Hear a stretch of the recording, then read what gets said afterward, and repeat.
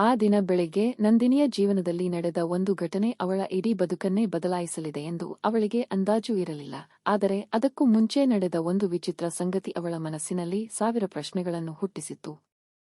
Bus ನಿಲ್ದಾಣದ ಮಧ್ಯದಲ್ಲಿ ನಿಂತಿದ್ದ ನಂದಿನಿ ತನ್ನ ಕೈಯಲ್ಲಿದ್ದ ಮೊಬೈಲ್ನು ಪದೇ ಪದೇ ನೋಡುತ್ತಿದ್ದಳು.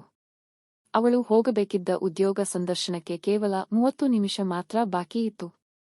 ಆಗಲೇ ಅವಳ ಫೋನ್ಗೆ ಒಂದು ಅಪರಿಚಿತ ಸಂಖ್ಯೆಯಿಂದ ಕರೆ ಬಂತು. ಹಲೋ. ಕೆಲವು ಕ್ಷಣ ಮೌನ ಇತ್ತು. ನಂತರ ಆ ಕಡೆಯಿಂದ ಒಬ್ಬ ವ್ಯಕ್ತಿಯ ಧ್ವನಿ ಕೇಳಿಸಿತು. ದಯವಿಟ್ಟು ಇಂದು ಸಂಜೆ 6 ಗಂಟೆಯೊಳಗೆ ಹಳೆಯ ರೈಲು ನಿಲ್ದಾಣಕ್ಕೆ ಬನ್ನಿ. ನಿಮ್ಮ ಜೀವನಕ್ಕೆ ಸಂಬಂಧಿಸಿದ ಒಂದು ದೊಡ್ಡ ಸತ್ಯ ನಿಮಗೆ ಗೊತ್ತಾಗಬೇಕು. ಅಷ್ಟೇ ಹೇಳಿ ಕರೆ ಕಡಿದು ಹೋಯಿತು. ನಂದಿನಿಯ ಹೃದಯ ವೇಗವಾಗಿ ಬಡಿಯತೊಡಗಿತು. ಯಾರು ಇವರು? ನನ್ನ ಜೀವನದ ಸತ್ಯ ಅಂದ್ರೆ ಏನು? ಎಷ್ಟೇ ಯೋಚಿಸಿದರೂ ಉತ್ತರ ಸಿಗಲಿಲ್ಲ. ಸಂದರ್ಶನ ಮುಗಿದ ನಂತರವೂ ಆ ಮಾತುಗಳು ಅವಳ ತಲೆಯಲ್ಲಿ ಸುತ್ತುತ್ತಲೇ ಇದ್ದವು. ಸಂಜೆ 5:50 ಹೋಗಬಾರದು ಎಂದು ನಿರ್ಧರಿಸಿದ್ದರೂ ಯಾವುದೋ ಕಾಣದ ಶಕ್ತಿ ಅವಳನ್ನು ಆ ಹಳೆಯ ರೈಲು ನಿಲ್ದಾಣದ ಕಡೆಗೆ ಎಳೆಯುತ್ತಿತ್ತು. ಅವಳು ಅಲ್ಲಿಗೆ ತಲುಪಿದಾಗ ಸುತ್ತಮುತ್ತ ಯಾರೂ ಕಾಣಿಸಲಿಲ್ಲ. ಹಠಾತ್ತನೆ ಒಂದು ಬೆಂಚಿನ ಮೇಲೆ ಕುಳಿತಿದ್ದ ಸುಮಾರು 50 ವರ್ಷದ ವ್ಯಕ್ತಿ ಎದ್ದು ಅವಳ ಕಡೆ ಬಂದ. ನೀವು ನಂದಿನಿಯೇ? ಅವಳು ಬೆಚ್ಚಿಬಿದ್ದಳು. ಹೌದು. ಆದರೆ ನೀವು ಯಾರು? ಆ ವ್ಯಕ್ತಿ ಸಣ್ಣ ನಗು ನಕ್ಕ. ಇವತ್ತು ನನ್ನ ಜೊತೆ ಒಂದು ದಿನ ಕಳೆಯಬೇಕು.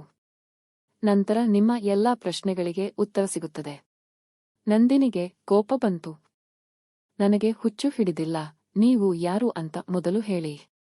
ಆ ವ್ಯಕ್ತಿ ತನ್ನ ಜೇಬಿನಿಂದ ಒಂದು ಹಳೆಯ ಫೋಟೋ ತೆಗೆದ. ಆ ಫೋಟೋ ನೋಡಿದ ತಕ್ಷಣ ನಂದಿನಿಯ ಕಾಲಡಿ ನೆಲವೇ ಜಾರಿದಂತಾಯಿತು. ಅದು ಅವಳ ಬಾಲ್ಯದ ಫೋಟೋ. ಆದರೆ ಅವಳ ಪಕ್ಕದಲ್ಲಿ ನಿಂತಿದ್ದ ವ್ಯಕ್ತಿಯನ್ನು ಅವಳು ಎಂದಿಗೂ ನೋಡಿರಲಿಲ್ಲ. ಈ ಫೋಟೋ ನಿಮ್ಮ ಬಳಿ ಹೇಗೆ ಬಂತು? ಆ ವ್ಯಕ್ತಿ ನಿಧಾನವಾಗಿ ಅದನ್ನು ಹೇಳುವುದಕ್ಕಾಗಿಯೇ ಇವತ್ತು ನಿನ್ನನ್ನು ಕರೆಸಿದ್ದೇನೆ ಎಂದು ಹೇಳಿದ. ನಂದಿನಿಯ ಮನಸ್ಸು ಗೊಂದಲದಿಂದ ತುಂಬಿತು. ಕೊನೆಗೆ ಕುತೂಹಲವೇ ಗೆದ್ದಿತು. ಅವಳು ಆ ಅಪರಿಚಿತನ ಜೊತೆ ಹೋಗಲು ಒಪ್ಪಿಕೊಂಡಳು. ಮೊದಲು ಅವರು ನಗರದ ಹೊರವಲಯದಲ್ಲಿದ್ದ ಒಂದು ಹಳೆಯ ಮನೆಗೆ ಹೋದರು. ಮನೆ ಸಂಪೂರ್ಣವಾಗಿ ಖಾಲಿಯಾಗಿತ್ತು. ಗೋಡೆಗಳ ಮೇಲಿದ್ದ ಹಳೆಯ ಚಿತ್ರಗಳನ್ನು ನೋಡುತ್ತಾ ನಂದಿನಿ ಮುಂದೆ ಸಾಗುತ್ತಿದ್ದಳು. ಹಠಾತ್ತನೆ ಅವಳು ಒಂದು ಚಿತ್ರದ ಮುಂದೆ ನಿಂತಳು. ಅದರಲ್ಲಿ ಇದ್ದ ಮಹಿಳೆ ಅವಳ ತಾಯಿಯಂತೆ ಕಾಣುತ್ತಿದ್ದಳು. ಇದು ನನ್ನ ಅಮ್ಮನ ಫೋಟೋನಾ? ಆ ವ್ಯಕ್ತಿ ತಲೆಯಾಡಿಸಿದ. ಹೌದು. ನಂದಿನಿಯ ಹೃದಯ ಜೋರಾಗಿ ಬಡಿತ ಆರಂಭಿಸಿತು. ನನ್ನ ಅಮ್ಮ ಈ ಮನೆಗೆ ಹೇಗೆ ಸಂಬಂಧಪಟ್ಟವರು? ಅವನು ಉತ್ತರ ಕೊಡಲಿಲ್ಲ. ಇನ್ನೂ ಸಮಯ ಆಗಿಲ್ಲ. ಪ್ರಶ್ನೆಗಳು ಹೆಚ್ಚುತ್ತಲೇ ಹೋದವು. ಸ್ವಲ್ಪ ಸಮಯದ ನಂತರ ಅವರು ನಗರದ ಇನ್ನೊಂದು ಭಾಗಕ್ಕೆ ತೆರಳಿದರು. ಅಲ್ಲಿ ಒಂದು ವೃದ್ಧಾಶ್ರಮ ಇತ್ತು. ಒಳಗೆ ಹೋಗುತ್ತಿದ್ದಂತೆ ಒಬ್ಬ ವೃದ್ಧೆ ನಂದಿನಿಯನ್ನು ನೋಡಿದ ಕ್ಷಣ ಕಣ್ಣೀರಿಟ್ಟಳು. ಅವಳೇ ನಂದಿನಿಗೆ ಏನೂ ಅರ್ಥವಾಗಲಿಲ್ಲ. ಆ ವೃದ್ಧೆ ಅವಳ ಕೈ ಹಿಡಿದು ಅಳುತ್ತಾ ಹೇಳಿದಳು. ನಿನ್ನನ್ನು ಮತ್ತೆ ನೋಡುತ್ತೇನೆ ಅಂತ ನಾನು ಕನಸಲ್ಲೂ ಯೋಚಿಸಿರಲಿಲ್ಲ. ನಂದಿನಿ ಗಾಬರಿಯಾದಳು. ನೀವು ಯಾರು?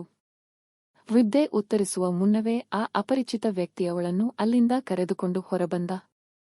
ಏಕೆ? ಅವರು ಏನು ಹೇಳಲಿದ್ದರು? ಸ್ವಲ್ಪ ತಾಳ್ಮೆ. ಅವನು ಹೇಳಿದ. ಆಗಾಗಲೇ ರಾತ್ರಿ ಸಮೀಪಿಸುತ್ತಿತ್ತು.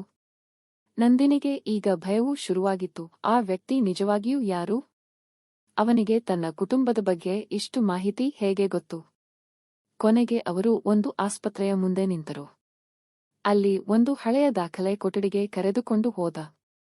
ಕೆಲವು ಕಡತಗಳನ್ನು ಹುಡುಕಿ ಒಂದು ಫೈಲ್ ತೆಗೆದ. ಆ ಫೈಲ್ ಮೇಲೆ ನಂದಿನಿಯ ಜನ್ಮ ದಿನಾಂಕ ಬರೆದಿತ್ತು. ಅವಳ ಕೈಗಳು ನಡುಗತೊಡಗಿದವು. ಇದು ಏನು? ಅವನು ಫೈಲ್ ಅವಳ ಕೈಗೆ ಕೊಟ್ಟ. ಅದರೊಳಗಿನ ದಾಖಲೆಗಳನ್ನು ಓದುತ್ತಿದ್ದಂತೆ ಅವಳ ಕಣ್ಣೀರು ಹರಿಯತೊಡಗಿತು. ಅವಳು ಇದುವರೆಗೂ ತನ್ನ ತಾಯಿ ತಂದೆಯೆಂದು ನಂಬಿದ್ದವರು, ಅವಳನ್ನು ಸಾಕಿದವರು ಮಾತ್ರ ಅವಳ ನಿಜವಾದ ತಂದೆ ತಾಯಿ ಬೇರೆ ಯಾರೋ? ಒಂದು ಭೀಕರ ಅಪಘಾತದ ನಂತರ ಅವಳನ್ನು ಮತ್ತೊಂದು ಕುಟುಂಬಕ್ಕೆ ಒಪ್ಪಿಸಲಾಗಿತ್ತು. ಅವಳ ಜೀವನದ ಅತಿದೊಡ್ಡ ಸತ್ಯ ಅದಾಗಿತ್ತು. ನಂದಿನಿಯ ಇಡೀ ಜಗತ್ತೇ ಕುಸಿದಂತಾಯಿತು. ಹಾಗಾದರೆ ನನ್ನ ನಿಜವಾದ ಅಪ್ಪ ಅಮ್ಮ ಎಲ್ಲಿದ್ದಾರೆ? ಅವಳ ಧ್ವನಿ ನಡುಗುತ್ತಿತ್ತು. ಆ ವ್ಯಕ್ತಿಯ ಕಣ್ಣುಗಳಲ್ಲಿ ನೀರು ತುಂಬಿತು. ನಿನ್ನ ತಾಯಿ ಹಲವು ವರ್ಷಗಳ ಹಿಂದೆ ಮೃತಪಟ್ಟರು. ನಂದಿನಿ ಅತ್ತಳು. ಅಪ್ಪ? ಅವನು ಕೆಲವು ಕ್ಷಣ ಮೌನವಾಗಿದ್ದ. ನಂತರ ನಿಧಾನವಾಗಿ ಹೇಳಿದ. ನಿನ್ನ ಅಪ್ಪ ನಾನು.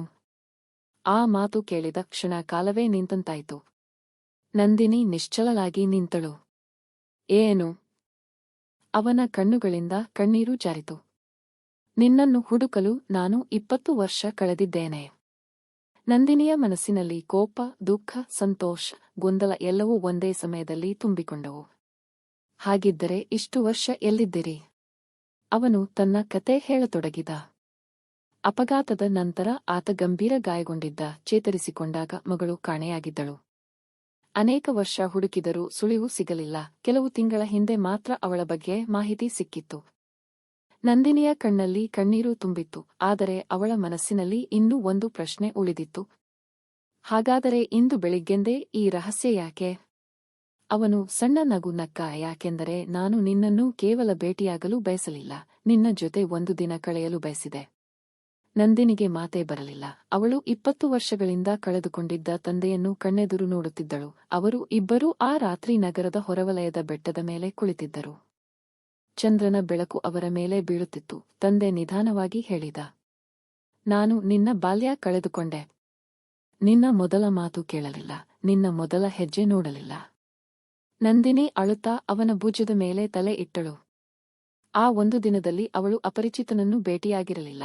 ತಾನು ಕಳೆದುಕೊಂಡಿದ್ದ ತನ್ನದೇ ತಂದೆಯನ್ನು ಮತ್ತೆ ಕಂಡುಕೊಂಡಿದ್ದಳು. ಮರುದಿನ ಬೆಳಗ್ಗೆ ಸೂರ್ಯೋದಯವಾಗುವಾಗ ನಂದಿನಿಯ ಜೀವನ ಹೊಸದಾಗಿ ಆರಂಭವಾಗಿತ್ತು. ಕೆಲವೊಮ್ಮೆ ಜೀವನದಲ್ಲಿ ಎದುರಾಗುವ ಅಪರಿಚಿತರು ನಮ್ಮ ಜೀವನದ ದೊಡ್ಡ ವರವಾಗಿರುತ್ತಾರೆ. ಪ್ರತಿಯೊಂದು ಸತ್ಯವೂ ಮೊದಲಿಗೆ ಭಯ ಹುಟ್ಟಿಸಬಹುದು. ಆದರೆ ಅದೇ ಸತ್ಯ ನಮ್ಮ ಬದುಕಿಗೆ ಹೊಸ ಅರ್ಥ ನೀಡಬಹುದು. ಸಂಬಂಧಗಳು ರಕ್ತದಿಂದ ಮಾತ್ರ ಹುಟ್ಟುವುದಿಲ್ಲ, ಆದರೆ ಪ್ರೀತಿ ಮತ್ತು ಕಾಯುವಿಕೆಯಿಂದ ಅವು ಇನ್ನಷ್ಟು ಗಟ್ಟಿಯಾಗುತ್ತವೆ.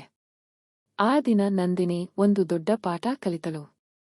ಜೀವನ ಕೆಲವೊಮ್ಮೆ ಎಲ್ಲವನ್ನೂ ಕಸಿದುಕೊಳ್ಳುತ್ತದೆ. ಆದರೆ ಸರಿಯಾದ ಸಮಯ ಬಂದಾಗ ನಾವು ಕಳೆದುಕೊಂಡಿದ್ದ ಅಮೂಲ್ಯವಾದದ್ದನ್ನು ಮತ್ತೆ ನಮ್ಮ ಕೈಗೆ ತಂದುಕೊಡುತ್ತದೆ. ನಮ್ಮ ಕತೆ ನಿಮಗೆ ಇಷ್ಟವಾಗಿದ್ದರೆ ದಯವಿಟ್ಟು ಈ ವಿಡಿಯೋಗೆ ಒಂದು ಲೈಕ್ ಮಾಡಿ ಮತ್ತು ನಮ್ಮ ಚಾನೆಲ್ను ಸಬ್ಸ್ಕ್ರೈಬ್ ಮಾಡಿಕೊಳ್ಳಿ.